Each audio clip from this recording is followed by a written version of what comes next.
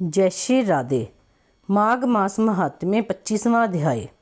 पिशाच कहने लगा कि हे मुनि, केरल देश का ब्राह्मण किस प्रकार मुक्त हुआ, ये कथा कृपा करके विस्तार पूर्वक कहिए। देवदूती कहने लगा, केरल देश में वासु नाम वाला एक वेद प्रांगत ब्राह्मण था। उसके बंधुओं ने उसकी भूमि छीन ली, जिससे वह निर्धन और दुखी होकर अपनी जन्मभूमि त्याग कर देश विदेश में घूमता किसी व्याधि से ग्रस्त होकर मृत्यु को प्राप्त हो गया। उसका कोई बांधव न होने के कारण उसकी औधर्व वैदिक क्रिया नहीं हुई और ना ही उसकी दाह क्रिया हुई। इस प्रकार क्रिया के लोप होने से निर्जन वन में प्रेत होकर चिरकाल तक फिरता रहा।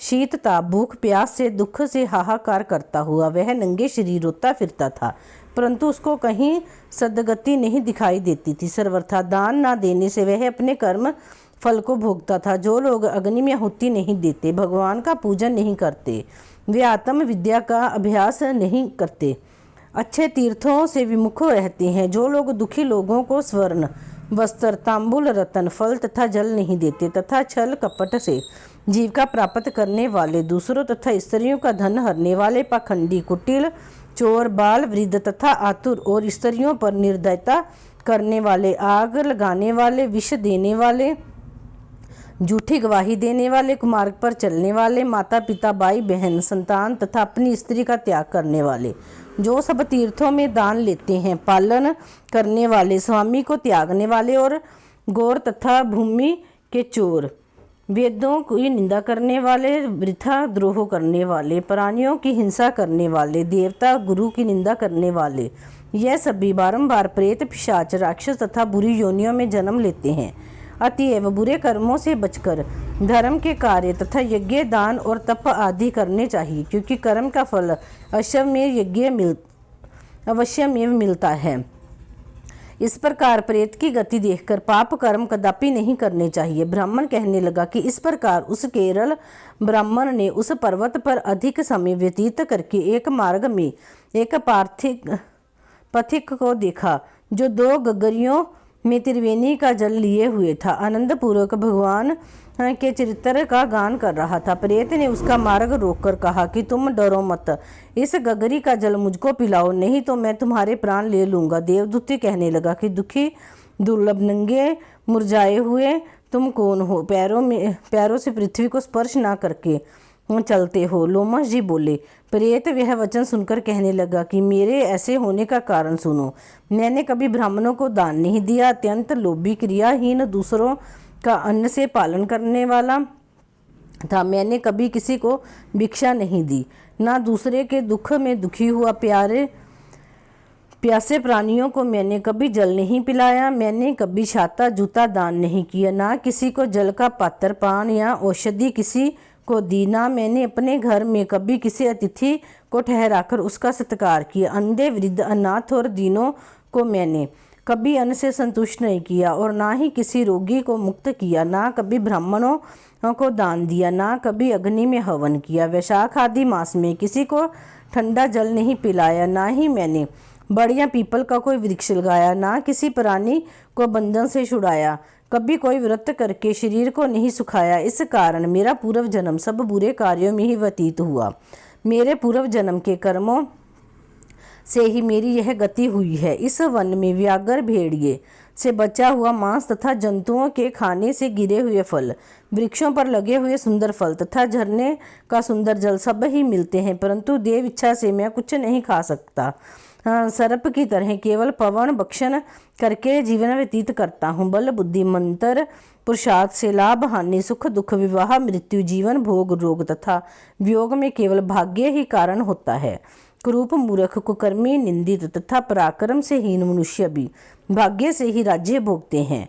काने, लूले, लंगड़े, नीतिहीन, निर्गुण, नपुंसक भाग्य से राज्य प्राप्त करते हैं। पर्वत पर भी बलवान राक्षस पिशाच रहते हैं, जिनमें से कभी कभी कोई कहीं कहीं वन में फिरते हुए अपने कर्म के अनुसार अन्न जल प्राप्त करते हैं, परंतु आपको उनका भय नहीं होना चाहिए, क्योंकि धर्मात्मा पुरुषों की उनकी पवित्रता ही रक्षा करती है। ग्रह, नक्षत्र, देवता सर्वथा धर्मात्माओं की रक्षा करते हैं। यह पिशाच आप जैसे भक्त की तरफ आंख उठाकर भी नहीं देख सकते। जो नारायण भगवान की भक्ति से पवित्र रहता है उसको प्रेत, पिशाच, पूतना कोई बाधा नहीं दे सकते।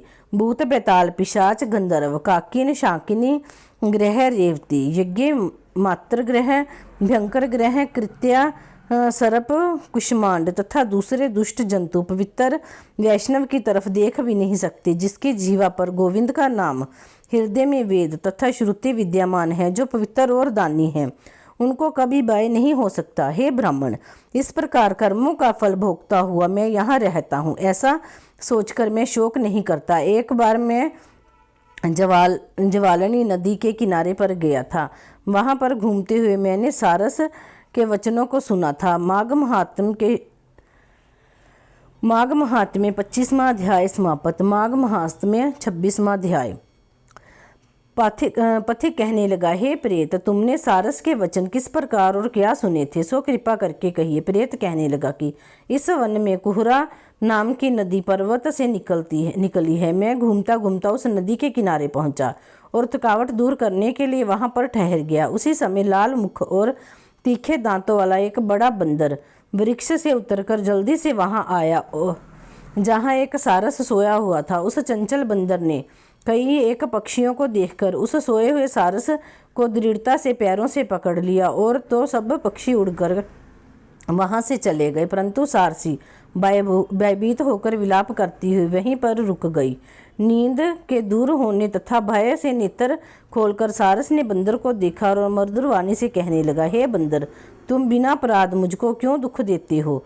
इस संसार में राजा भी केवल अपराधियों को ही दंड देता है। तुम्हारे जैसे श्रेष्ठ प्राणी किसी को पीड़ा नहीं देते। हम अहिंसक और दूसरे के कर्मों को नहीं देखते। जल की खाने वाले, आकाश में उड़ने वाले, वन में रहने वाले, अपनी स्त्री से प्रेम करने वाले, दूसरों की स्त्री को त्यागने वाले, दूसरों की बुराई से दूर रहने वाले, चोरी ना करने वाले, बुरों की संगति से वर्जित, किसी को कष्ट ना देने वाले, सो इस प्रकार मुझ निरपराधी को हे बंदर तुम छोड़ दो।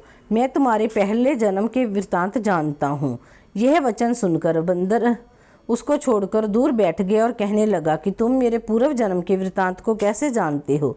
तुम अज्ञानी पक्षी हो और मैं वन में घूमने वाला हूँ। सारस कहने लगा कि मैं अपनी जाति की स्मृति के बल से तुम्हारे पूर्व जन्म का सब वृतांत जानता हूँ। तुम पूर्व जन्म में विंध्य पर्वत के राजा थे और मैं तुम्हारे कुल का पूज्य पुरोहित था।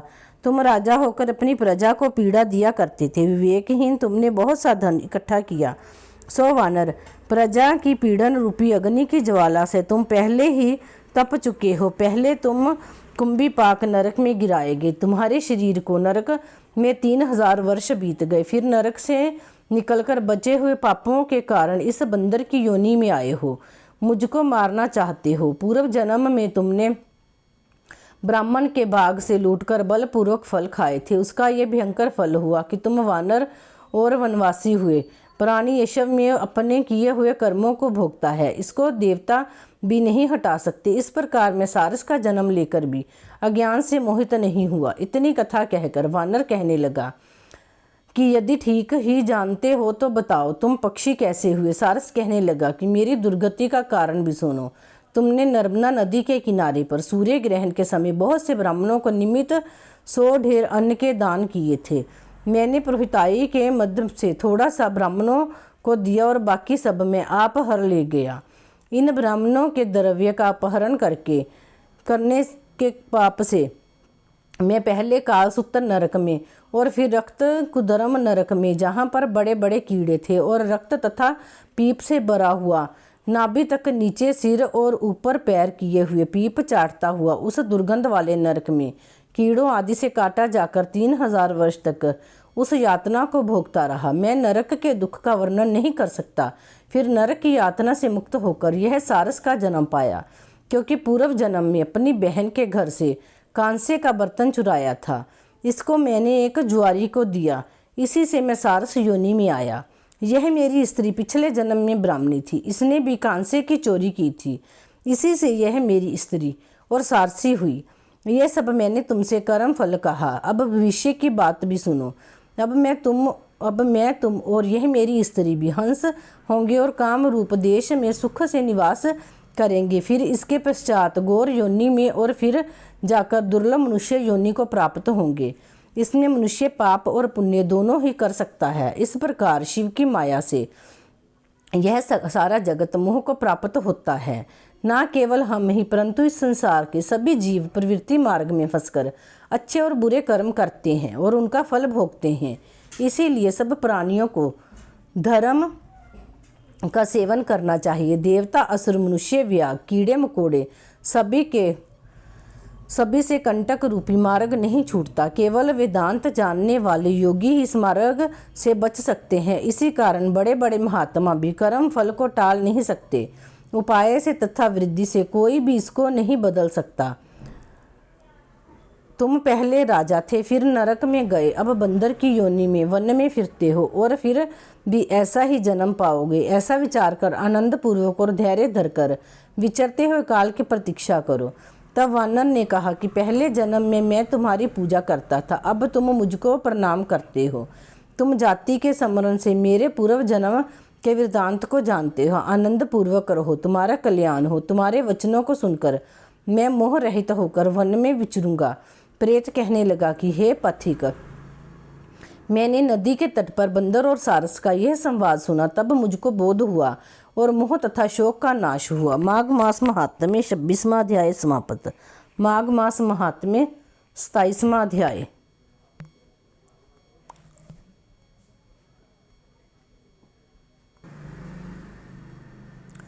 प्रेत कहने लगा कि हे पथिक, मैं इस समय तुम्हारे पास जो यह गंगा जल है उसे मांगता हूँ, क्योंकि मैंने इसका बहुत कुछ महात्म्य सुना है।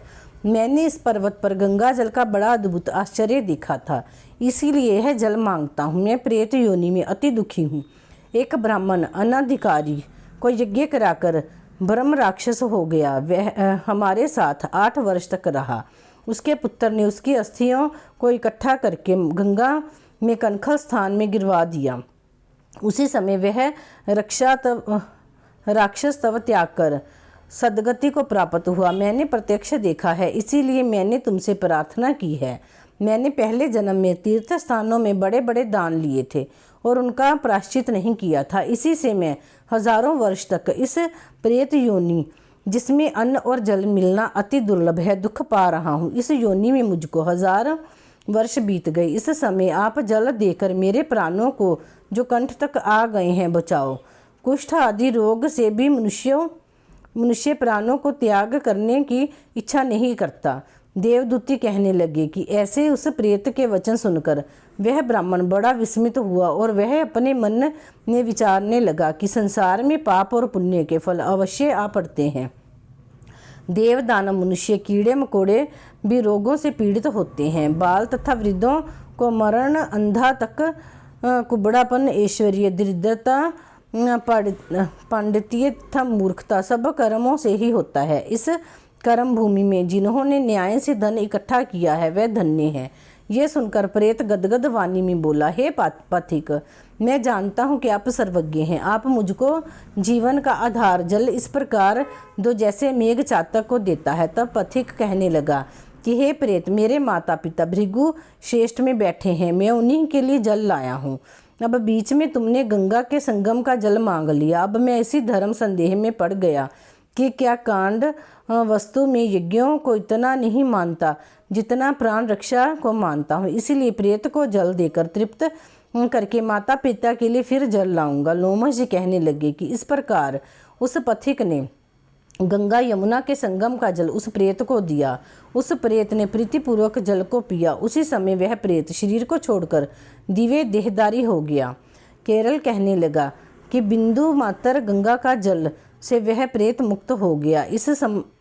हम समझते हैं कि ब्रह्मा जी भी इस जल के गुण का वर्णन नहीं कर सकते, नहीं तो महादेव जी इस जल को मस्तक पर क्यों धारण करते। इस संसार में जो मनुष्य काया, वाचा और मनसा के पापों से रंग गए हैं वह गंगा जल के बिना नहीं धुलते। गंगा जल के सेवन से मुक्ति सदा सन्मुख खड़ी रहती है। जिसके जल को स्पर्श करते ही प्रेतव को छोड़कर मुक्ति को प्राप्त होता है। जो गंगा स्नान करता है वह वैष्णव पद को प्राप्त होता है। यदि संबंधी लोग गंगा जल से तर्पण करें तो नरक में रहने वाले पितर लोग स्वर्ग में चले जाते हैं और स्वर्ग में रहते हुए ब्रह्मत्व को प्राप्त होते हैं। गंगा जल के समान और कोई मुक्ति का साधन नहीं है। वह प्रेत वहां से चला गया और एक मास में जब माघ मास आया तो उसने सुने हुए प्रयाग महात्म्य के अनुसार गंगा यमुना के संगम पर स्नान करके पिशाच शरीर को धारण कर भक्ति पूर्वक नारायण की स्तुति करता हुआ द्रविड़ देश का राजा गंधर्वों से सेवित उत्तम विमान पर बैठकर इंद्रपुरी को गया। सो हे द्विज, यह इतिहास पापों का जल्दी ही नाश करता है। इसमें धर्म का ज्ञान होता है। यह पुण्य यश तथा कीर्ति को बढ़ाने वाला है, ज्ञान तथा मोक्ष को देने वाला है।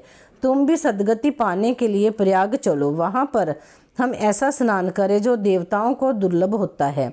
वहाँ पर श्राप से पैदा हुआ पिशाचपन सब नाश को प्राप्त हो जाएगा। इस प्रकार लोमश जी के मुख से अमृतमय मधुर कथा को सुनकर मानो अमृत पीकर सब प्रसन्न हुए और पाप रूपी समुद्र से पार हुए। उन्हीं के साथ सब लोगों ने दक्षिण दिशा को प्रस्थान किया। बोलो श्री कृष्ण भगवान की जय।